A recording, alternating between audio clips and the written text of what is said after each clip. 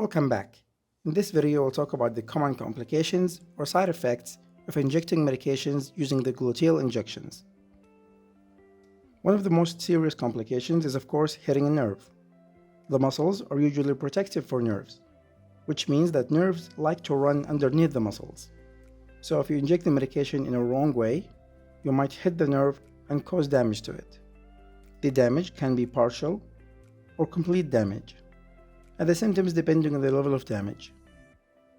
In the gluteal root, the most common and important nerve is of course the sciatic nerve. But it is a nerve, so the effect will be instantaneous. The patient will feel immediate pain, numbness, tingling sensation, or even paralysis, which is why we prefer the ventrogluteal path.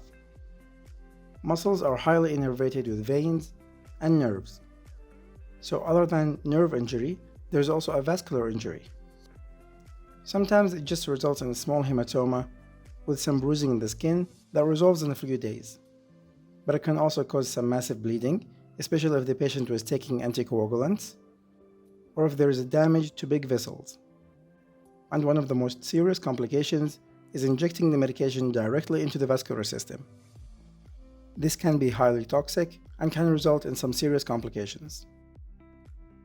Before injecting the medication, you have to clean the area around the injection very well, as the skin has some normal flora and bacteria that needs to be cleaned. If the cleaning is not done well, you can introduce the bacteria directly into the muscles.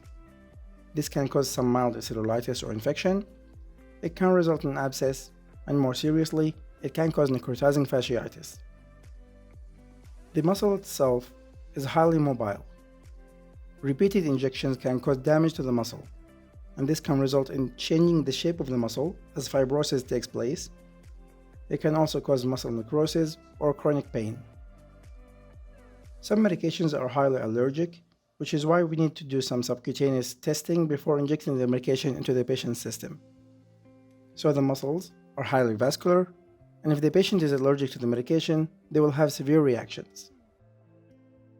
The muscles are covered usually by a layer of fat, and this protects the muscle and works as sort of a cushioning layer. Repeated injections through the fat tissue can cause lipodistrophy. This is most prominent in the lower abdomen or anterior thigh. The patient will have change in the shape of the skin as it contours inward.